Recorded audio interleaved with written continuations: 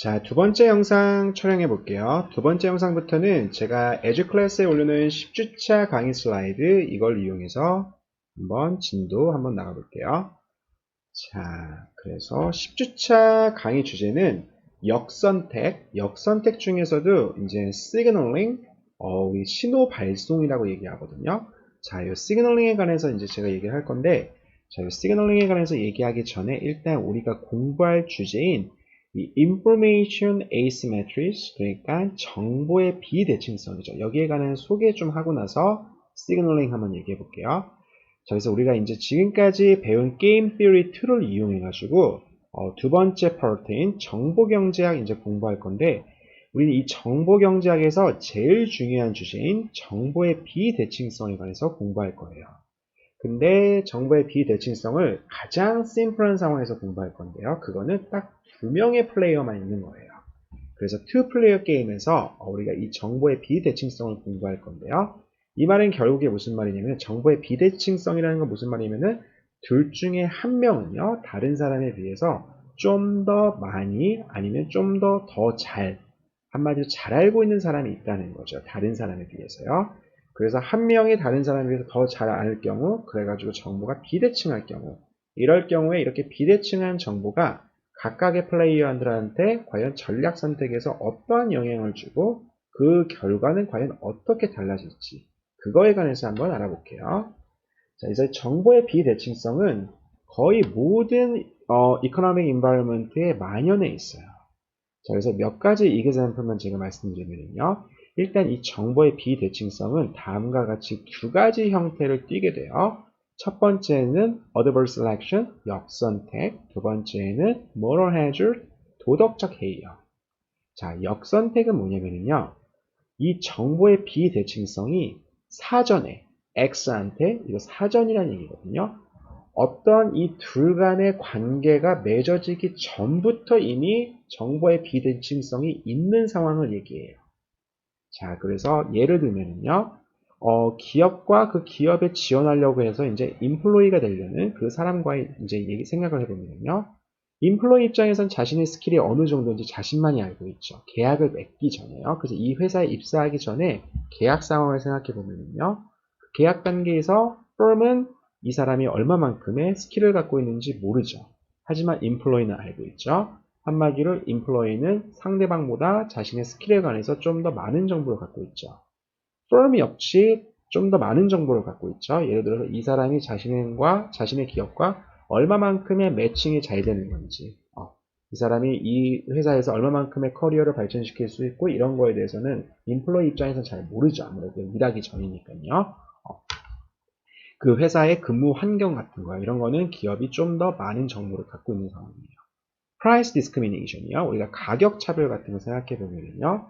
기업에서 이제 이걸 가격을 과연 어떻게 매길 건지, 이걸 완전 가격 차별할 건지 아니면 학생 할인을 줄 건지요. 이런 거 한번 생각해 보면은 소비자 입장에서 과연 얼마만큼 낼 용의가 있는지 소비자가 알고 있지만 기업은 모르는 상황이죠. 이것도 어디까지나 가격을 딱 그 결정하기 전에, 이미 사전에 이렇게 정보의 비대칭성이 있다는 거예요. 은행에 돈을 빌려주는 그런 대출 어그리먼트, 론 어그리먼트 우리가 한번 생각해 보면요. 이런 대출 컨트랙트 생각해 보면은 은행 입장에서는요. 과연 기업이 지금 이 얼마만큼의 상환 능력이 있는지, 거기에 관해서 아무래도 불확실성이 있죠. 기업은 지금 현재 유동성이 어느 정도 있는지, 우리가 이만큼의 상환 능력이 있다는 거 기업 입장에서는 잘 알고 있지만 돈을 빌려주는 은행 입장에서는요. 그거 잘 모르죠. 역시 둘 간의 계약을 쓰기 전에 이미 벌써 정보의 비대칭성이 존재하고 있어요. 우리가 아파트를 빌려줄 때요. 소유주랑 임차인 생각해 보면요. 임차인이 과연 이 아파트를 얼만큼 좋아하는지, 그래서 얼마나 오랫동안 살고 싶어 하는지 소유주 입장에서는 모르는 거죠. 그 다음에 우리가 원고랑 그 원고를 변호하는 변호인 생각해 보면요. 이 원고가 과연 얼마만큼의 데미지를 입었는지, 정신적인 데미지, 육체적인 데미지 얼만큼 받았는지, 이거를 그 변호인 입장에서는 정확하게 모르는 거죠. 원고만 정확하게 알고 있는 거죠. 그 다음에 뭐 regulation, taxation, 텍스 입장에서도 정부가 세금을 걷기 전에, 세금을 그래서 세금 조항을 어떻게 만들려고 하기 전, 그걸 결정하기 전에 그 가정의 정확한 소득, 얼마만큼 돈을 벌었는지, 얼마만큼 재산을 갖고 있는지 이거 정확히 모르는 거죠. 인슈런스도요. 인슈런스 맺기 전에 이 피보험인이 과연 건강 상태가 어느 정도인지요. 예를 들어서 운전보험 같은 거 생각해 보면은 이 사람의 드라이빙 스킬이 과연 어느 정도인지요. 되게 experienced driver인지 아니면은 inexperienced driver인지요. 그런 거 정확히 모르는 거죠. 역시 사전에 이런 정보가 비대칭적일 때 우리가 이걸 역선택이라고 얘기를 해요. 자, 우리가 그래서 먼저 이 역선택에 관해서 얘기할 거고 그 다음에 이제 우리가 도덕적 해이에 관해서 얘기하는데요. 도덕적 해이는 이러한 정보의 비대칭성이 사후에 엑스포스트에 발생하는 거예요. 자, 그래가지고 우리가 employee랑 firm 이제 계약을 맺었어요. 그럼 employee가 과연 이 firm을 위해서 얼마만큼 열심히 일을 할 건지, 오피스에서 진짜 프로젝트를 위해 가지고 열심히 정말 분노의 타이핑질을 하고 있는 건지, 아니면 그냥 유튜브를 편안하게 보고 있는 건지, firm 입장에서는 모르는 거죠. 은행과 기업의 이런 대출 문제요. 이것도 이제 대출을 결국 해줬어요. 근데 정말 기업 입장에서 정말 이 대출을 상환하기 위해서 얼마만큼의 프로젝트에 선정에 최선을 다하고 그 다음에 노력을 하는지 은행 입장에서는 모르는 거죠. 다 계약 후에 발생하는 그런 정보의 비대칭적인 상황이에요. 아파트에 관해서 진짜 이 소유주랑 임차인 관계 생각해 보면요. 아파트 계약, 결국 리즈를 맺었어요. 근데 이 임차인이 자신의 그런 리얼 에스테이트에 있는 그런 아파트에 관해서 자신의 아파트에 살고 있거든요. 얼만큼 자신의 아파트를 소중하게 지금 사용하고 있는지 모르는 거죠. 다 전부 다 사후에 계약을 맺은 다음에 이렇게 정보의 비대칭성이 또 발생할 수 있다는 거예요. 이런 걸 우리가 이제 도덕적 해이라고 해요. 그래서 우리가 아까 얘기한 것처럼 일단 역선택에 관해서 먼저 얘기를 한 다음에 학기 말에 우리가 이제 도덕적 해이에 관해서도 얘기할 건데 이 두 가지가 정보의 비대칭성, 정보경제학에서 제일 중요한 주제예요. 자, 그래서 우리가 일단 역선택에 관해서 먼저 얘기를 할 건데 이 역선택이라는 게 왜 중요한 문제인지 제일 처음 얘기한 게 바로 이 조지 아칼로프. 이 조지 아칼로프가 1970년도에 쓴 논문에서 이제 이 연구가 시작됐어요.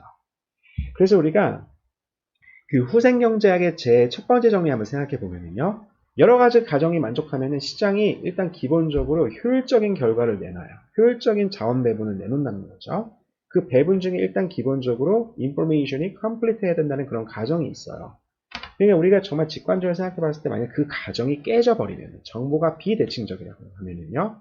그러면은 시장에서 발생하는 그 자원 분배가 이제 더 이상 효율적이지 않고 비효율적일 수도 있겠구나. 이렇게 어림짐작할 수가 있죠. 이거는 전혀 놀라운 사건이 아니에요. 그쵸? 우리가 이미 벌써 후생경제학 정리로부터 얻을 수 있는 레슨이죠. 근데 이 조지아 칼러프가 얘기하는 거는 정보의 비대칭성이 단순히 비효율적인 자원 배분만 일으키는 게 아니다. 이것보다 훨씬 더 심각한 시장이 완전 제 기능을 못하는 시장 붕괴, 마켓 콜랩스가 발생할 수도 있다. 정보의 비대칭성은 기본적으로 마켓 콜랩스를 야기할 수도 있다. 이러한 메시지를 제일 처음 던진 거예요. 그러니까 이제 그 이후부터 사람들이 이 정보의 비대칭성이라는 문제가 정말로 심각한 문제구나. 그래서 이제 많은 경제학자들이요, 이 정보 비대칭성에 관해서 이제 연구를 이제 시작하게 된 거죠. 자, 그러니까 이러한 컨트리뷰션을 인정받아가지고 이제 조지 아칼로프는 이제 노벨상을 받게 돼요. 자, 그래서 이 사람의 레몬 마켓 아마 많은 학생들이 이제 이 이그젬플을 한번 본 적이 있을 건데요. 다시 한번 리마인드 시켜드리면은 여기서는 지금 자신이 오랫동안 몰았던 그 중고차에 관해서 이제 거래를 하는 그런 상황인데, 자, 이 중고차를 팔려고 하는 셀러가 있고 그 다음에 바이어가 있어요. 그러니까 셀러는 이제 오랫동안 자기 차를 몰았으니까 이 차가 하이 퀄리티인지 로우 퀄리티인지 정확히 알고 있는 반면에 이 바이어는요, 처음 이 자동차를 봤으니까 정확한 정보가 없는 거죠. 이렇게 인포메이션 에이시메트리가 존재하고 있는 상황이에요. 자, 이 경우에요. 지금 자동차가 만약에 하이 퀄리티일 경우에는요. 그럼 바이어의 willingness to pay는요. 이 바이어는 최대 10,000불까지 낼 용의가 있어요. 근데 셀러는요. 이 셀러의 reservation price 최소 이만큼 받아야 된다는 건 8,000불이에요. 그러니까 10,000불보다 8,000불 높으니까요. 한마디로 바이어의 willingness to pay가 더 높아요. 그 말은 10,000불과 8,000불 사이의 적절한 가격, 예를 들면 9,000불에 이 자동차는 서로 거래가 돼야 되거든요. 왜냐하면 그렇게 거래가 됨으로써 셀러 입장에서는 1,000불의 엑스트라 베네핏을 얻을 수가 있고요. 바이어 입장에서도 엑스트라 서플러스 1,000불이 발생하는 거죠. 한마디로 거래를 통해서 둘 다 좋아지는 파레토 이피션시가 발생하게 되는 거죠. 만약에 자동차가 로우 퀄리티일 때도요. 바이어가 최대 낼 용의는 5,000불, 셀러가 최소 받아야 될 액수는 3,000불. 역시 바이어의 willingness to pay가 더 높아요. 그러니까 차의 퀄리티랑 상관없이 무조건 이 자동차는 시장에서 거래가 돼야 되는 거죠. 그런데 만약에 바이어가요. 자동차가 정확하게 하이 퀄리티인지 로우 퀄리티인지 모를 경우에는 그럴 경우에는 문제가 생길 수 있어요. 어떤 문제가 생길 수 있냐면요. 자, 여기서 만약에 바이어가 이 차가 로우 퀄리티일 확률이 0.4 이상인, 예를 들어서 0.5, 이 자동차가 50%의 확률로 안 좋은 자동차겠구나. 이렇게 의심을 하기 시작하거든요. 그러면은 이 바이어가 셀러한테 매길 수 있는 최대한의 프라이스 오퍼는 어디까지냐면은 하이 퀄리티일 때는 10,000불, 로우 퀄리티는 5,000불이니까요. 각각 50% 곱한 다음에 더해주면은 10,000불에다가 0.5, 그 다음에 5,000불에다가 0.5, 토탈 7,500불이죠. 자, 이런 오퍼까지 바이어가 제시할 수 있어요. 이 이상은 안 되는 거죠. 이 빌리프에서는요. 0.5만큼의 확률로 이 차가 안 좋을 확률이 있을 경우에 이렇게 의심을 하기 시작하게 되면은 최대 이 사람이 할 수 있는 오퍼는 바이어가 할 수 있는 오퍼는 7,500불이에요. 근데 이 7,500불에서 이 7,500불을 만약에 셀러한테 전달하면요. 하이 퀄리티, 만약 진짜로 하이 퀄리티인 자동차를 갖고 있는 소유주는 움직이지 않는 거죠. 왜냐면 최소 8,000불을 받아야 되거든요. 이 오퍼를 받고 귀가 팔락인 다음에 결국 억셉을 할 사람은 차주가 어떤 차주냐면은 로우 퀄리티인 자동차를 갖고 있는 차주예요. 그런데요. 그래서 이 오퍼가 만약에 억셉 됐다는 거는요. 바이어한테 안 좋은 뉴스예요. 왜냐? 이 바이어는 만약에 로우 퀄리티다. 그러면은 최대 낼 용의가 7,500불이 아니고 5,000불이거든요. 그쵸? 그래서 만약에 자신이 7,500불을 제시하면은 그럼 이 오퍼를 만약에 누가 억셉했다.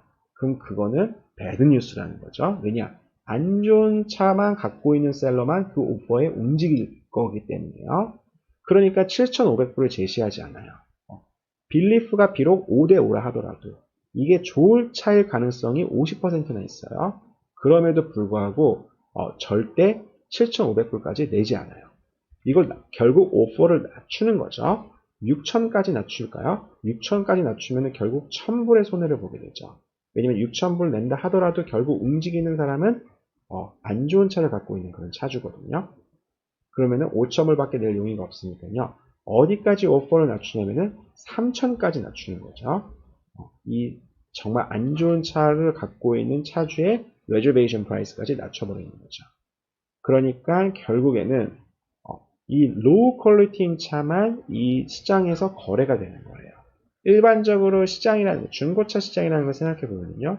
좋은 차도 거래가 돼야 되고 그 시장이 기능을 하기 위해서는요. 안 좋은 차도 거래가 돼야 되는 건데 이렇게 정보의 비대칭성이 있을 경우에는 제일 안 좋은 차만 거래가 된다는, 한마디로 시장이 제 기능을 못한다는, 한마디로 좋은 차는 거래될 수 없는 시장을 통해서요. 그런 상황을 야기할 수 있다는 거예요. 자, 그래서 조지아 칼러프의 레몬 마켓이요. 자, 두 번째 example은 역시 audible selection인데 이제 다른 마켓에서 financial 마켓에서 발생하는 거예요. 자, 이 파이낸셜 마켓에서도 정보의 비대칭성이 있을 경우에요. 시장 실패가 발생하거든요. 이 시장 실패가 다른 형태로 발생하게 돼요. 그게 이제 뭐라면은 이른바 신용 할당이라는 거예요. 우리가 기본적으로 할당이라고 하는 거는 어떤 상황을 묘사하는 거냐면은 주어진 가격에서 디맨드가 서플라이보다 더 높은 상황을 얘기해요. 자, 그래가지고 지금 이건 파이낸셜 마켓이니까요. 돈에 대한 공급이 지금 단기라서 이렇게 수직선으로 주어져 있어요. 그리고 돈에 대한 수요는요, 이제 이자율에 따라서 변동하는데요. 이자율이 높으면은 돈을 찾는 사람이 그만큼 별로 없겠죠. 돈을 은행에서 빌리는 사람이요. 별로 없고, 이자율이 낮으면 낮을수록 은행에서 대출 받으려고 하는 사람이 이제 늘어나게 되겠죠. 그래서 돈에 대한 수요가 이렇게 이자율에 따라서 이렇게 돈에 대한 수요가 이자율이 낮으면 낮을수록 이렇게 증가하는, 이렇게 우하향하는 이제 수요 곡선을 우리가 가질 수 있는 거죠. 그러면 균형 이자율은요, 어디서 발생하냐면은 정확하게 수요랑 공급이 만나는 점에서, 자, 여기서 이제 이자율이 발생하게 되죠. 신용 할당은 언제 발생하게 되면은 그 균형 이자율보다 낮은 이자율. 예를 들어서 이렇게 이자율이 R스타다. 그럴 경우에는 돈을 원하는 사람은 이만큼인데, 근데 돈을 공급할 수 있는 양은 이만큼밖에 없어요. 그럼 이럴 때는 어떤 상황이 발생하게 되죠? 은행 앞에서 사람들이 줄 서 있는 거예요. 돈을 먼저 받기 위해서요. 마치 우리 이 코비드 사태 터지고 나서 마스크에 대해서 그 할당이 있었죠.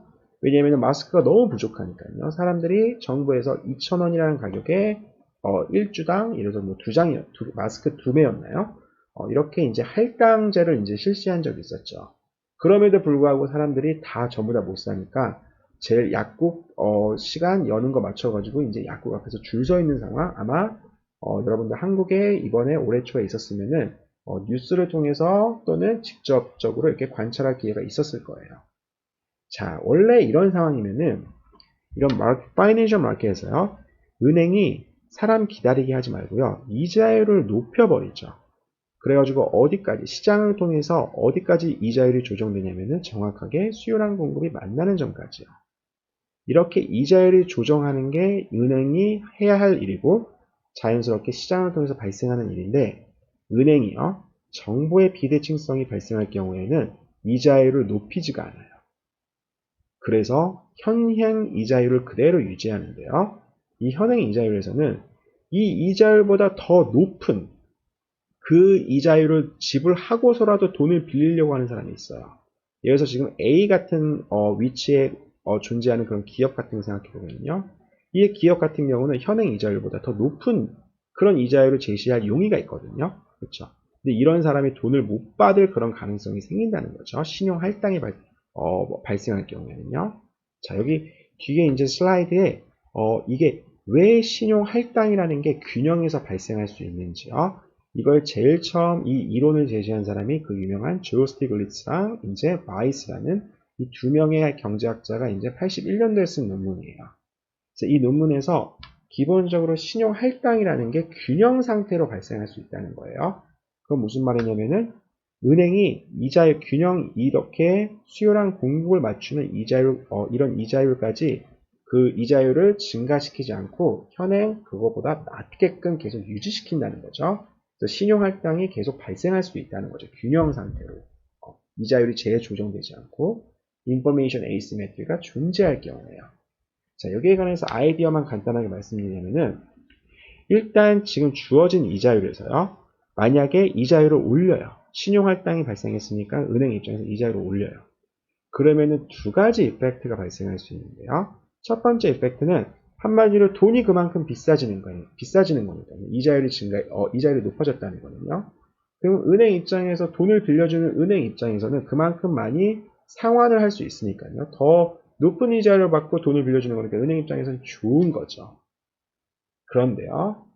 두 번째 이펙트가 뭐냐면요. 이렇게 정부의 비대칭성이 예를 들어서 기업의 상환 능력에 만약에 정부의 비대칭성이 있으면요. 이자율이 높으면 높아질수록 그만큼 그 기업이 은행한테 돈을 갚을 수 있는 능력은 떨어지게 되는 거죠. 그래가지고 이 돈을 갚기 위해서 기업이 어떤 선택을 하게 되냐면은 원래는 안전한 투자에 하려고 했었는데 저수익을 되게 높은 확률로 보장해주는 그런 안전한 프로젝트, 여기 뒤에 보면은 이그샘플 나와 있거든요. 두 가지 프로젝트가 있어요. 10만큼의 수익을 안겨다주는 0.8의 확률로요. 그런 안전한 프로젝트. 그 다음에 또는 위험한 프로젝트가 있어요. 고수익을 안겨다 주지만 성공 확률은 40%밖에 안 돼요. 자, 이런 위험한 프로젝트가 있는데 이자율을 높이면 높일수록 어떻게 되냐면은 기업이요. 이 대출금을 갚기 위해서 안전한 프로젝트에 투자를 하는 게 아니고 위험한 프로젝트에 투자를 하게 된다는 거죠. 왜냐하면 기업이란 건 기본적으로 차익을 남겨야 되거든요. 그러니까 만약에 6만큼의 돈을 빌리기 위해서 그 대출을 하기 위해서 그 얼마만큼을 상환해야 되냐면은 9만큼을 상환해야 돼요. 그러면 안전한 자산에 투자해봤자, 안전한 프로젝트에 투자를 해봤자, 돈을 빌리고 나서요. 10에다가 9 빼면 1밖에 안 남거든요. 수익이 안 남는 거죠. 그 기업 입장에서는요. 그러니까 에라 모르겠다 하면서 진짜 위험한 프로젝트에 이제 투자를 하게 되는 거죠. 그렇게 되면 어떻게 되는 거죠? 이 위험한 프로젝트는 성공할 확률이 40%밖에 안 돼요. 그러니까 은행 입장에서는 60%의 확률로 이 기업이 상환을 못 하겠구나. 한마디로 상환할 수 있는 가능성이 점점 낮아지는 거죠. 자, 그래가지고 이렇게 돈에 대한 수요 곡선이 이렇게 있지만요. 이자율을 높이지 못하는 이유는 뭐냐면은 이자율을 높이면은 그만큼 기업이 그렇게 위험한 그런 프로젝트에 한마디로 상환 능력이 떨어지는 그런 기업들만 돈을 빌리려고 하기 때문에 그러니까 결국에 이자율을 높이지 못한다. 이게 바로 크레딧 레이셔닝 신용할당 문제예요. 자, 그래서 지금 이렇게 인포메이션 에이시메트리가 레몬 마켓에서는 시장 붕괴, 그 다음에 파이낸셜 마켓에서는 신용 할당 이런 상황을 이렇게 야기할 수 있다는 거예요. 자, 그래서 아까 얘기한 것처럼 조지 아칼러프의 그 논문은 이 인포메이션 문제를요, 마이크로 이코노믹 티어리의 가장 최전선으로 이제 이렇게 올려놓은 거예요. 그리고 나서 두 가지 이 솔루션을 제시했는데요. 이 조지 아칼러프가요. 첫 번째는 뭐냐면은 시그널링.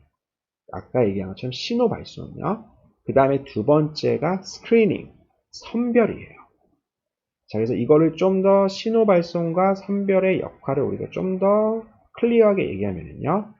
그래서 이렇게 정확하게 한 명의 그 정보를 가진 그 informed 플레이어가 있고 정보를 가지지 못한 uninformed 플레이어가 있을 경우에요. 그 다음에 각각의 플레이어가 정확하게 한 번만 움직여요. 이런 간단한 상황에서 우리가 시그널링은 뭐고 스크리닝은 뭔지 생각해 보면은 시그널링은 informed 플레이어가 먼저 움직이는 거예요. 아까 그 회사랑 그 인플로이 간의 그 계약을 맺을 때요. 이미 회사가 지금 자신의 스킬에 대해서 뭔가 uncertainty가 있어요. 불확실성이 있어요. 그러면은 지원자 입장에서는 레주메 같은 거요. 내가 얼만큼 예를 들어서 영어 실력이 있는 사람이다. 영어 실력에 대해서 불확실성이 있다. 그럼 토익 점수 공개하고 그 다음에 성실성에 대해서 불확실성이 있다. 그러면은 학점 그거 그 트랜스크립트 그거 공개하고요. 그 다음에 뭐 예를 들어서 여러 가지 스킬에 대해서 불확실성이 있다. 그러면 여러 가지 자격증 공개하고요. 이렇게 그런 걸 통해서 자신이 얼마만큼 하이 타입인지 그거를 이제 기업한테 이렇게 신호를 보내는 거죠. 자, 그래서 이런 시그널링이 있고요. 그 다음에 두 번째 선별은 뭐냐면요. uninformed player가 정보를 가지지 못한 사람이 먼저 움직이는 거예요. 그래가지고 정보를 가진 사람들을 이렇게 선별해 놓는 거예요. 얘는 하이 타입, 얘는 로우 타입. 이런 식으로 선별하는 거거든요. 아까 그 계약에서요. 기업 입장에서 정보를 가질 수, 한마디로 얼만큼 이 지원자가 스킬을 가지고 있는지 모르는 상황이죠. 그러니까 선별할 수 있는 거는 일단 먼저 인터뷰를 하는 거죠. 이런 식으로 얘는 하이 타입, 로우 타입 이렇게 걸러낼 수가 있는 거죠. 여러 가지 우리가 이런 스크리닝 프로시저를 일반 상황에서도 볼 수가 있는데요. 예를 들어서 지금 제가 여기 웹사이트에 뭘 검색했냐면은 예를 들어서 네덜란드 암스테르담에서 자동차를 지금 빌리려고 해요. 11월 3일부터 11월 6일까지요. 아마 이런 자동차 빌리는 웹사이트 아마 가본 적 있을 거예요. 그러면은 되게 다양한 메뉴가 이렇게 존재하죠. 왜 이런 다양한 메뉴가 존재하냐면은 이 차를 빌려주는 이 회사 입장에서는 제가 좋은 차를 원하는지 그 다음에 그 좋은 차는 아무래도 좀 더 비싸겠죠. BMW 같은 건 좀 비싸죠. 여기에 대해서 얼마만큼의 willingness to pay가 있는지 모르는 거예요. 자동차 퀄리티에 관해서 좋은 차를 빌리는 데 있어서 내가 과연 얼마만큼 낼 용의가 있는지 이걸 모르는 거예요. 그래가지고 이렇게 메뉴를 줌으로써 소비자들한테 하나씩 선택을 하게끔 만드는 거죠. 이래서 이거 하나 선택을 해보면요. 그러면은 지금 웹사이트가 좀 느리네요. 자, 여기서 이제 선택을 하고 난 다음에 또 선택하는 게 나오죠. 그게 뭐냐면은 과연 프로텍션을 얼만큼 할 건지, 풀 커버로 할 건지 아니면 구매를 안 할 건지. 이런 거 같은 경우는 기업 입장에서 제가 얼만큼 리스크 애티튜드, 한마디로 내가 위험 선호하는 사람인지 위험을 회피하는 건지, 그 위험 회피도면은 과연 위험 회피를 얼만큼 싫어하는지 그걸 모르는 거죠. 그러니까 소비자 입장에서 이렇게 구매를 할 건지 안 할 건지, 구매할 경우엔 돈이 좀 들어가죠. 이걸 직접 선택하게 만들죠. 이런 게 전부 다 스크리닝 프로시저라고 생각할 수가 있어요. 모르는 사람이, 정보를 갖고 있지 않은 사람이 이렇게 선별하는 그런 프로세스를 이렇게 만들어 놓은 거죠. 예를 들어 가지고 지금 만약에 제가 서울부터 헬싱키까지 가는 그런 비행기를 하나 예약하고 싶어요. 그러면은 이렇게 상품을 마련해 놓죠. 기업, 왜냐면 이 항공사 입장에서는 제가 얼마만큼의 그런 편안한 좌석을 원하는지 모르죠. 그리고 이 트래블이 지금 제가 헬싱키까지 가는 이 여행 목적이 예를 들어 가지고 정말 비즈니스인 건지 아니면은 진짜 단순히 그냥 여행인 건지 그거에 따라서 이제 제가 이제 선택할 수 있는 좌석이 달라지니까요. 그래서 이렇게 메뉴를 줌으로써 한마디로 선택을 하게 만들죠. 자, 이런 게 전부 다 스크리닝 프로시저라는 거예요. 자, 그래서 지금 다음 비디오부터는 저희가 먼저 이 신호 발송 이거에 관해서 먼저 알아보고 그 다음에 우리가 아마 다음 주쯤에 이 선별이라는 거에 대해서 알아볼 건데요. 이 두 가지 전부 다 기본적으로 역할은 뭐냐면은 이런 역선택 문제가 있을 때 한마디로 인포럼드 플레이어가 먼저 움직임으로써 내가 정말로 하이 타입이라고 하면은 그러면은 이제 정말로 하이 타입이라고 하면은요 로우 타입과 분리하게끔 자신과 분리하게끔 먼저 신호를 보내는 역할이요. 아까 자동차 에그샘플 같은 거 생각해보면은 셀러가 진짜로 하이 퀄리티 차를 갖고 있었으면은 그러면은 바이어한테 할 수 있는 역할이 뭐냐면은 예를 들어서 품질 보증 같은 걸 해줄 수가 있는 거죠. 2년 안에 만약에 차 사고가 났다 그러면은 내가 모든 비용을 전부 다 커버해 주겠다. 이런 워런티 같은 거요. 이런 것도 어떻게 보면 자기 자동차에 대한 그런 품질에 대해서 이건 진짜 하이 퀄리티다 이러한 메시지를 이제 바이어한테 전달하는 한마디로 신호를 전달하는 그런 역할이라고 생각해 볼 수 있어요. 자, 이렇게 되면은 바이어 입장에서는 그런 신호를 받았을 때 빌리프가 달라지는 거죠. 원래는 안 좋은 차량일 경우가 50%일 가능성이 있었는데 그런 신호를 받게 되면은 이게 진짜로 좋은 차일 수 있겠구나. 이렇게 빌리프가 이제 업데이트 되는 거죠. 그래가지고 좋은 차도 결국에 거래될 수 있는 한마디로 어드버스 셀렉션 문제를 우리가 해결할 수 있는 그러한 솔루션을 우리가 생각할 수 있다는 거예요. 세 번째 비디오에서 이 시그널링에 관해서 한번 좀 깊게 알아볼게요.